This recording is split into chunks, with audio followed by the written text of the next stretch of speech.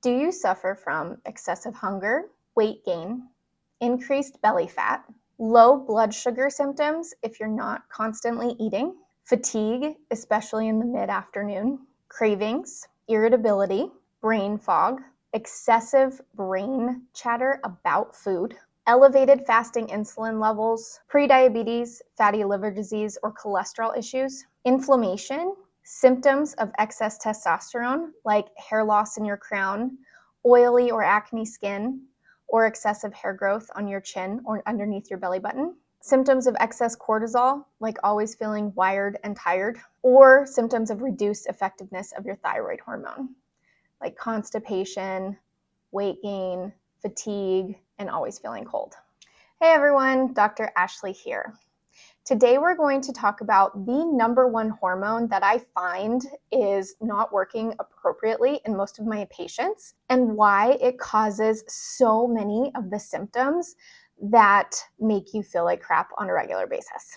So why does insulin resistance cause the metabolic changes that we see, such as excessive hunger, weight gain, and especially increased belly fat? Well, it comes down to two processes. First, when you have elevated insulin circulating in your system, it prevents your body from accessing its storage forms of fuel for energy. And this specifically comes in the form of fat on your body and glycogen in your liver. So when you're in a fasting state, your body literally can't access its own fuel stores. Second, it blocks the important hormone leptin from reaching your brain. Leptin gives your brain signals while you're eating once you've hit the point of being full. So you never feel full and you're never able to access your own energy. So you're always hungry and you're always storing more and more fuel because your body believes that it doesn't have any fuel stores. It is for these same reasons that you feel tired and low in blood sugar when you're fasting for more than a couple of hours. So at that kind of 2, 3, 4 hour mark, your body should be accessing its own fuel stores, but it's not able to because of the insulin resistance. And thus you have no energy, your muscles and your brain feel weak, and your body starts to give signals that it needs more energy. So you start to feel that like shakiness and those headaches, the brain fog, all of those symptoms of lower blood sugar. Over time, your body tries to compensate for this belief that it's not getting enough fuel, and that results in all of those laboratory abnormalities. So you start to have elevated fasting insulin levels. You also start to get elevated fasting blood sugar levels and signs of pre-diabetes, which is the step before type 2 diabetes. You'll start to see the negative effects of your body storing more and more fat in your liver, thus resulting in fatty liver disease. And you'll start to see those cholesterol abnormalities pop up on your labs as well. And that is, again, a direct result of your body trying to compensate for believing it doesn't have enough fuel. Also, as I have said multiple times before, all of our hormone system, our endocrine system, is very intimately related. So improper functioning in one system will have a slew of effects on the other systems. And that includes your sex hormones, especially your testosterone, as well as your thyroid hormone and your cortisol. That's why many people will present with symptoms that they 100% believe are due to a dysfunctioning organ.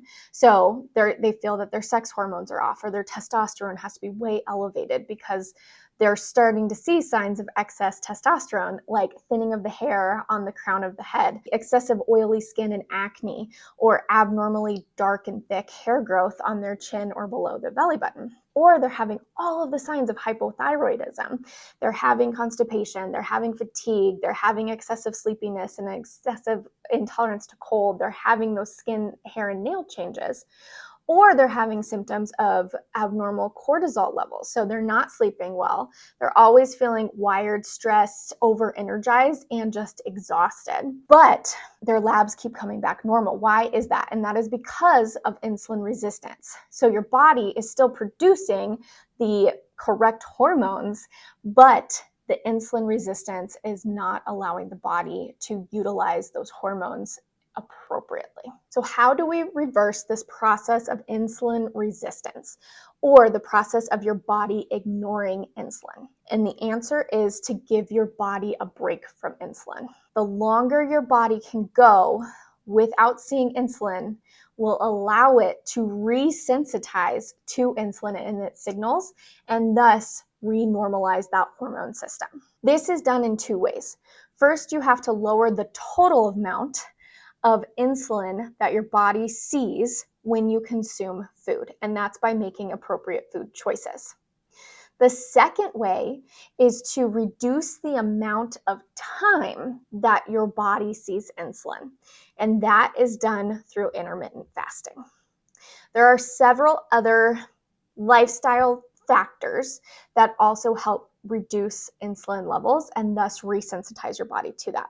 And that is in the form of appropriate body movement. So timing your movement around meals and making sure that it's the appropriate movements to really help your muscles utilize insulin to its best ability.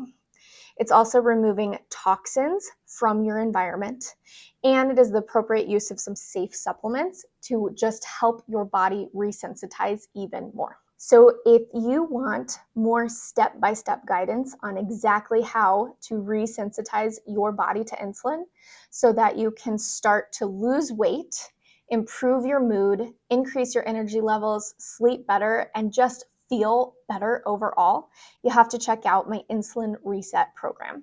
It is a full guide on exactly how to eat, how to move, how to improve your sleep and environmental exposures to reduce those toxins and really eliminate the buildup of negative chemicals that could negatively be affecting your insulin levels, and how to appropriately take several supplements to help improve your insulin sensitivity.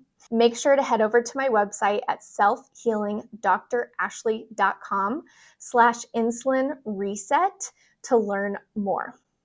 Until next time, we'll see you.